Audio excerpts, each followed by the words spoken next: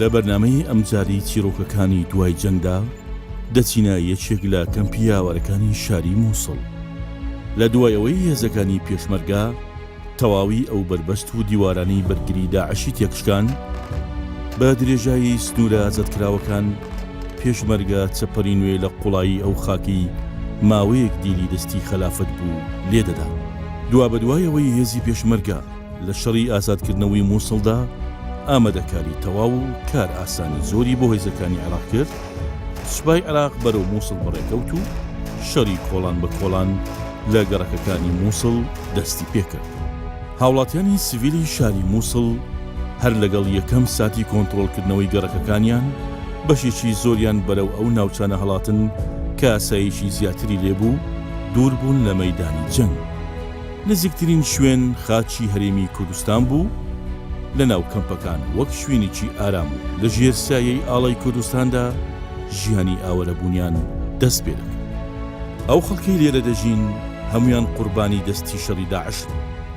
خاڵی هاوبەشانەوەیە لە ئێستادا ژیانێکی کۆلەمەرجی بەسەر دەبەن کە هیچ کات بیریان لێ نەکردوتەوە و نەیانزانیوە دەبێتە بەشێک لە چارە نووسیان.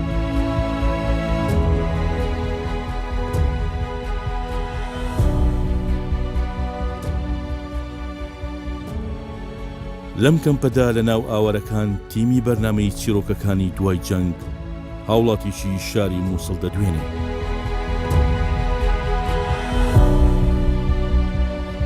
چیرۆکی ئەم خێزانە پێچەوانی چیرۆکەکانی دیکەیە. زۆرن ئەو ئافرەتانی کە پیاوەکانیان بێسەر و شوێن بووە یان دەست بەسەر کراون لەلایەن داعشەوە. هەستی هەژێنەریان پیاوە لە حەسرەتی دیدار و گەڕانەوەی هاوسەرەکەی و خەونی گەڕانەوەی بۆتە بارێکی گران لەسەر ڕۆحی و بەدەم ژماردنی ڕۆژەکانەوە تەمەن بڕێ دەکات. خالید لە ئێستادا کاری سەرپەرشتیاری بەشێک لە کەمپەکە دەکات و وەک موختار کارە ئاساییەکانی خۆی ئەنجام دەدات. بە وتەی خالید ئەو پێشتر لە شاری مووسڵ پیشەی دارتاژ بووە و بە داهاتی کارەکەی لەگەڵ خێزانەکەی ژیاون. لە ئێستادا کە تەنها لەگەڵ چوار منداڵەکەی لە یەکێک لە خیوەتی کەمپەکە دەژین، خێزانەکەی لەگەڵ ساتە وەختی ئاوەرەبوونیان دەکەوێتە دەست چەکدارانی داعش و تاوەکو ئێستا خێزانەکەی لە شاری مووسڵ لە چنجی داعش ڕزگاری نەبووە و هەر وەک خۆی دەڵێت لە یەکێک لە زیندانەکانی داعشدا لەگەڵ چەندین کەسی دیکە بەند کراون. بالنسبة لشغلنا اليومي احنا نفطر على الخيام.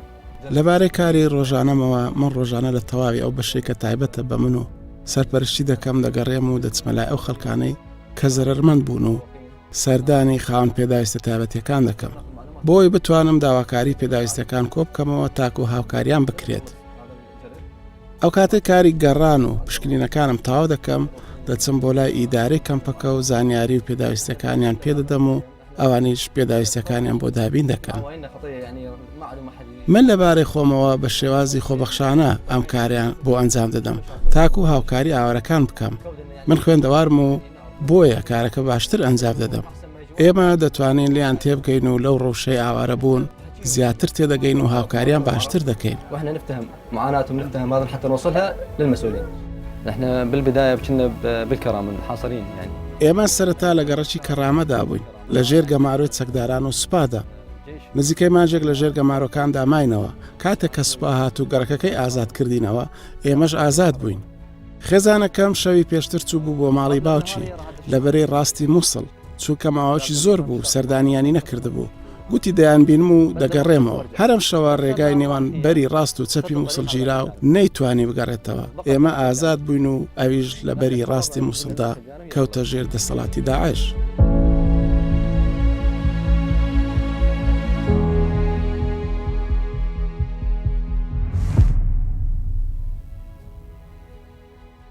أنا والله مشي أموري هنا خطية هاي بنتي عمرها 14 سنة. من ڕۆژانە لەگەڵ ئەو منداڵانمدا ژیان بەسەر دەبم.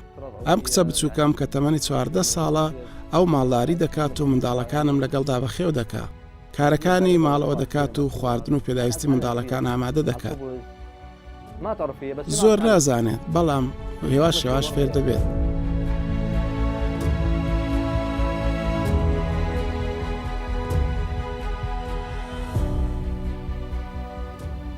گەیاندنی داواکاری ئەم خەڵکە ئاوارەیە بە ئیدارە و سەرپەرشتیارانی کەم بکە کاری ڕۆژانەی ئەوە لە دوای تەوابوونی کارەکەی بەرەو خیوەتەکەی دەگەڕێتەوە و لەگەڵ منداڵەکانی ئەو ژیانە بەسەر دەبەن کە پێی دەڵێن ئاوارەیی.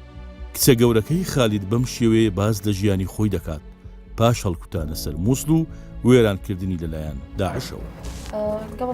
پێشەوەی داعش بێتە شارەکەمان ئێمە ژیانی ئاسایی خۆمان بەڕێ دەکرد، زۆر ئاسوودە بووین، دەچین بۆ قوتابخانە، کەسیش لێ پرسینەوەی لەگەڵ نەدەکردین کە چی لەبەر بکەین، لەگەڵ هاوڕەکانم دەچونێ دەرەوە، ژیانمان زۆر خۆش بوو، ئێمە بەڕاستی ئاسوودە بووین. بەڵام کاتێدا عشادی ترگوتیان پێچە بپۆشین و لە پێچینەوەیان لەگەڵا دەکردین لە بچووکترین هەڵسوکەوت تاوکو گەورەتر. منیش کە زانم ڕەوشەکە ئاوایە بڕیارم داواز لە خوێندن بێن و لە ماڵەوە بۆ خۆمدا بنیشم. لە سەرەتا هەستم بە بارگرانێکی زۆر کرد، هەموو وەرکەکانی ماڵەوەم لە ئاستۆ بوو، سەرپەرشتیاری خوشک و برا بچووکەکانم کەم خواردن و شیر بۆ منداڵ دروستکەم. بەڵام دواتر ڕاهاتم لەگە ڕەوشەکە، هەستم بەو بارگرانی پێشوونە کرد. کاتێ دایکم لەگەڵمان بوو زۆر بەیەکەوە خۆشحاڵ بووین، وەکو هاوڕەیەک گاڵتە و قسەی خۆشی بۆ دەکردین. ئێستاکە کە دایکم لێرەنیا هەست بە بۆشایکی زۆر دەکەین، بەڵام چ بکەین، ئەمە شتێکە خوددا بۆ ئێمەی نووسیوە. چ بکەینی تر چارە نووسەکەوا بوو.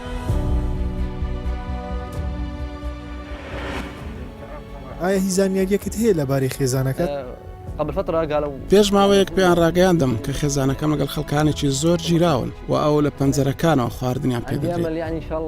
من ئومێدم هەیە کە خێزانەکەم ببینمەوە، پێم وایە لە 150 دەڵێم کە دەیبینمەوە، چونکە سوپا زۆر ئازانە دەجەنجێن، قەت ئێمە لەو بڕۆیەدا نەبووین کە سوپا ئەوەندە لێزانانە شەڕ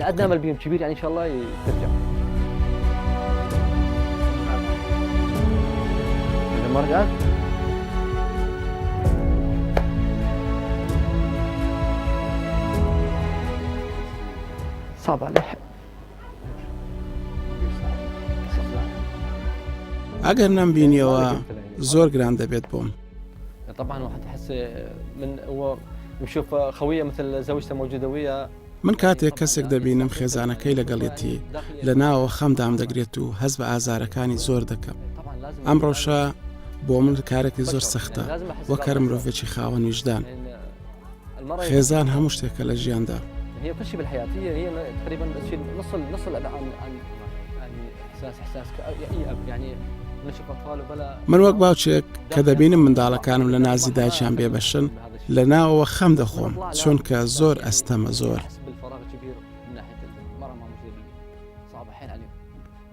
ئەوان تەمەنای ئەوەن کە دایکیان ببیننەوە. لە سەرەتای هاتنمان بۆ ئەم کەمپا منداڵەکان دەچوون بۆ ئەم بەرزاییانە، دەیانگوت ئێستا دایکمان دەگەڕێتەوە بۆ لامان.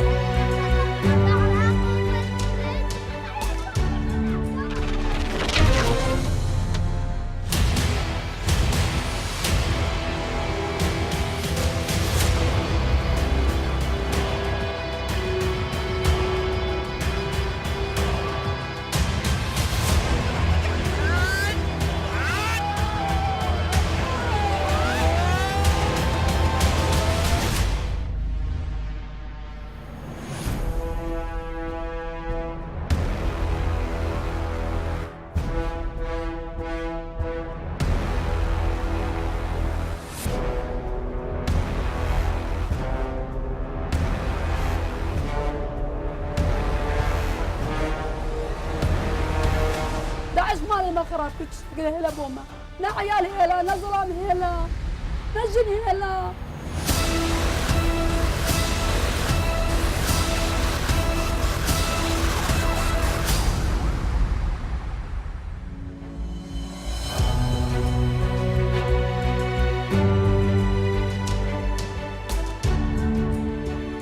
ئێرە کە کەمپی خازرە زیاتر لە 7,000 شوێنی حەوانەوەی تێدایە.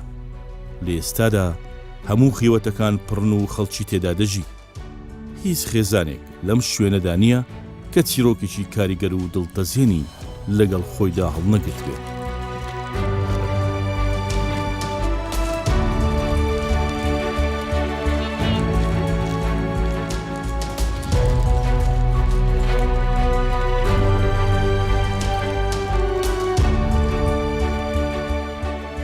ئەم زاریان دەچین بۆ ماڵی خێزانێکی کورد کە منداڵێکی تەمەن 12 ساڵانیان بۆتە قوربانی شەری داعش.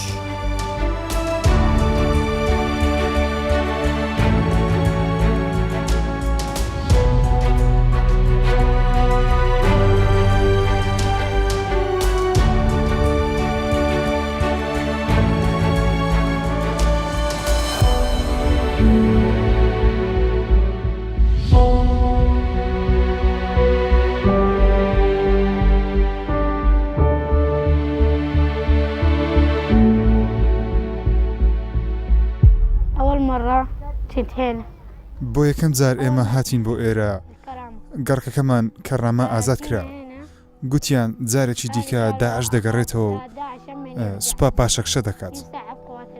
بۆیە هاتین و خۆمان ڕزگار کرد لە مووسڵ. لە مووسڵ بۆیە هاتین بۆ ئەم کەمپە.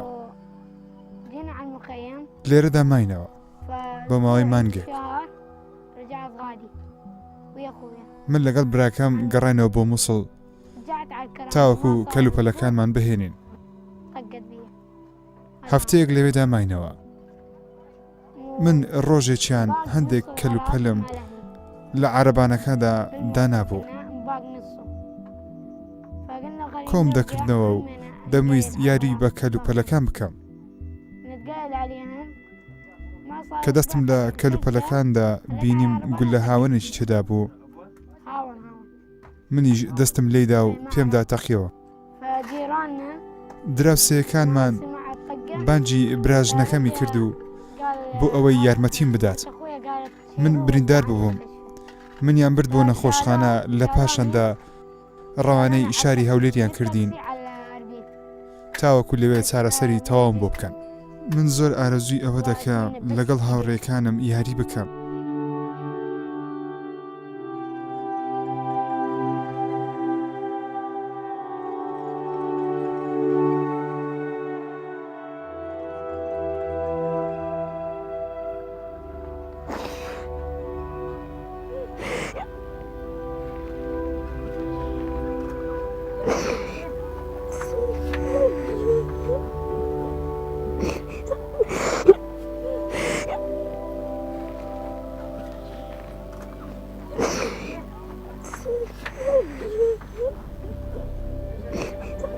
يقولوا ما حدا يلعب.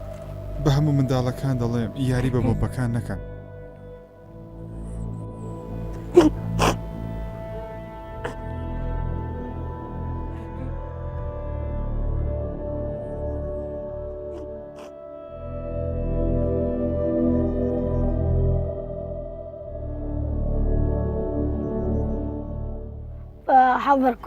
بە هەموو منداڵێک دەڵێم کە نەچن بۆ شوێنی چۆل و بۆم ڕێژکراوە.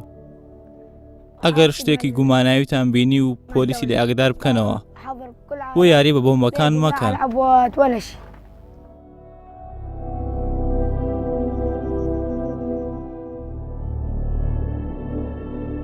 خراپی ڕەوشی دەرونی و جستەیی منداڵەکە کاریگەری لەسەر دڵ و هەستی هەموو ئەندامانی خێزانەکە داناوە. دایکی منداڵەکە کە نەویست ڕوخساری دەرکەوێت بەم شێوەیە چیرۆکی کەم ئەندامبوونی منداڵەکەی دەجێڕێتەوە.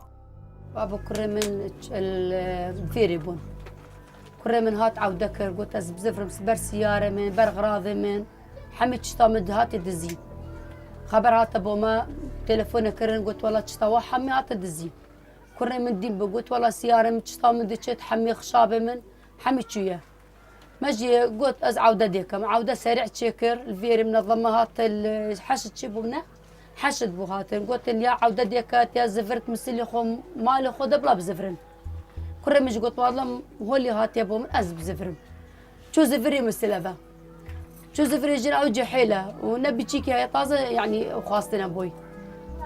قلت والله ديام ديك يا كريم برايم برابيت قال من تزيكي بام قال برجنا من بيت ما جو قد هرافة أفا كنتش قلت والله أزدي شمالي بابونا شمالي تبلا فهد قلتنا والله ألا زهر مالي أزهرم قال براي أخوي ما جي أفا ريكر ويري شو مالي عد وقت دينا نظام بردر جاية نظام حوشي دايا النظام مشاوية أو قافلة أو عد وراكي وجناس ناكتشتا راكرية بقية بيفا وريم الحمام يبودا نزانت السيجيبو حتى هات مالي دا جيران قلت هو باقي كوري برايته البرن مستشفى دا حتى قاش مستشفى امريكا ناهل هرجوري ممنوعه مش هرب بالتليفون دي كام كوري مكاتشي هاتي قلت تشتكلينا دروج قلت تشتكلينا قلت من ياسي روجم قلت قاعن لز بسار كم جيرانه من التليفون جيراني نافا والله مجرس لي جيران قلت والله بس نبي جديك اخو دستو لنجي برايته بريايه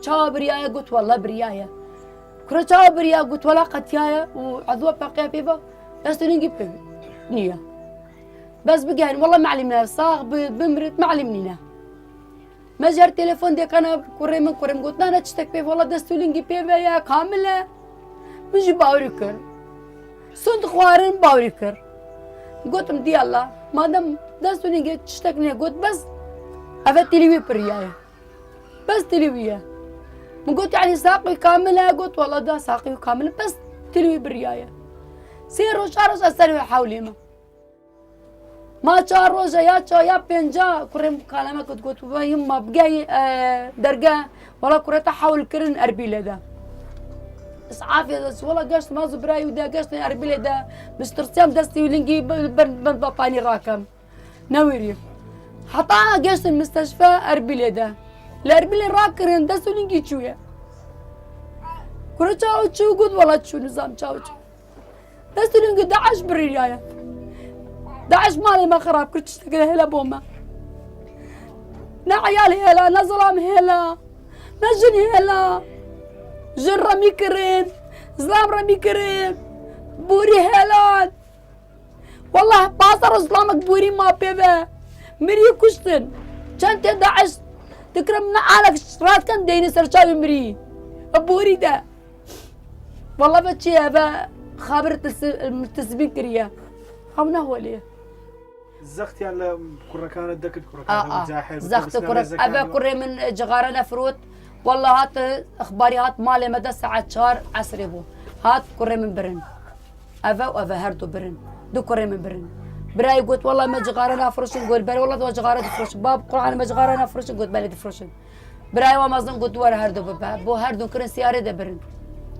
ياكي بس جلدة بستبين جلدة خوار بردانة با وأبا جيهلان شارو جا بينجا باللنجي فلاقة شكرن بجم فلاقة لنجي بلندي كان بداري داو وكابسون دا كابسون شو سهل سكر إخباريا لدام أخباريا لدام متقد أخباريا أبو زور تاكا زخت يان ذاك اللي كرة كانت كابتن ببنات سكدار أري والله زخت كرين وجامعة غاز كرين تعالوا بايع بكان ورن مطاوع كان أفا دولة إسلامية أو الشريعة هولية أو أهوديان أفا فلانا أو يزيدين أفا كافرين وكردا ودي كافرين بالسلمانيين أو حمي هولي كرين وياك كردا جباغ فيت ناهيلا بيجتو كردي قبل رات كان أبا أي مدارة كان لوبة عربي خسرك عربي ما ناوين باغفن كردي ما تجار ناوين باغفن كردي الوير حمي عربي من كردي جبير كر دماغي وانا هلا كردي باغفن ابد حتى مش نهار كردي ناقصنا كمان ده عندي حمي عربيه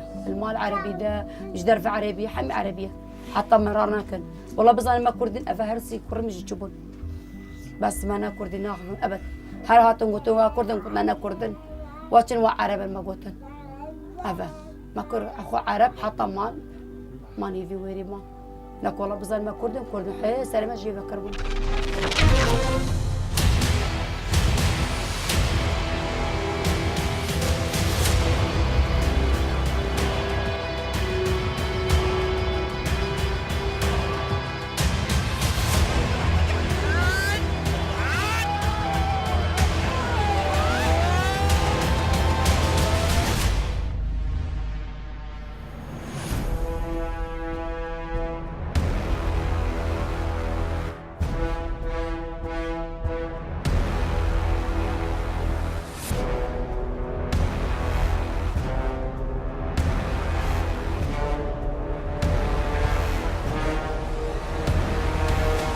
داعش مالي ما خرب هلا بوما لا عيالي هلا لا ظلام هلا لا جن هلا.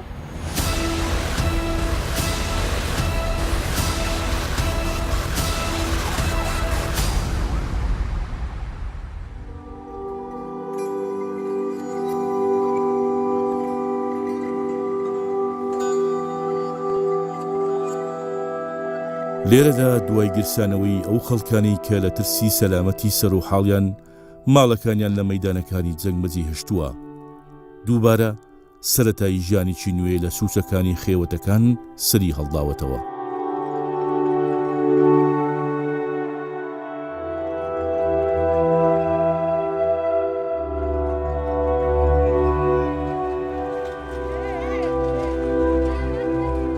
ئێرە بازاری کەمپەکەیە کە جۆرەها پێداویستی ڕۆژانە و گرنگی لێ بەدەست دەکەوێت، هەر لەگەڵ هەڵهاتنی خۆر وەک ئاسایی دەرگای دوکانەکان بەدەم کڕیاراندا دەکرێتەوە.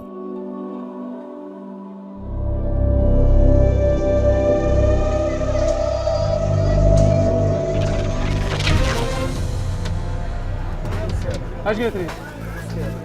شو اخر جاي؟ تعال اخي تعال هذا مصر.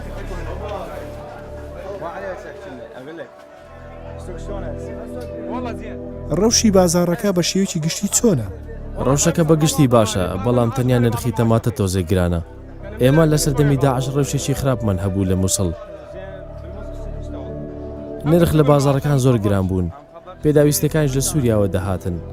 ئێستاش لە کەمپەکان ژیانێکی باشمان هەیە، خەڵکی ڕۆژانە بازاڕیکردن دەکەن.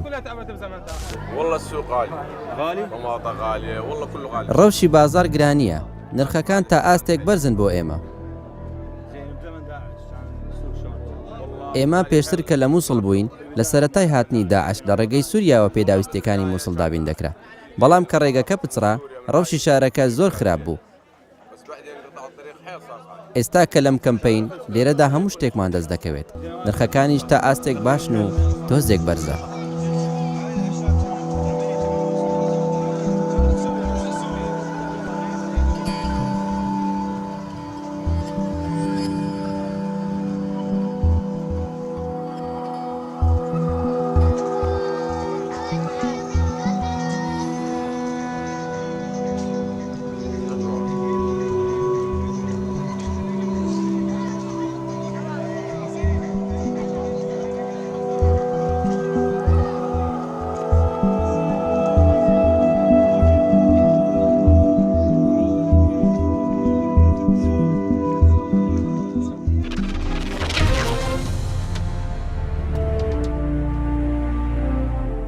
ئەم وڵاتە بەردەوام خاچی شەڕ و ئاوەرەبوون بووە، ژیان لە نێوان خۆحەشاردان لە نێو پەنا و پەسێری کۆڵانەکان لە دەستی داعش و کەمپەکانی ئاوارەییدا ڕۆژەکانی خۆی دەشمێرێ، بەڵام هێشتا شنەی شەکانەوەی ئاڵای کوردستان جۆرێک لە ئارامی و ئاساییشیان پێدەبەخشێت.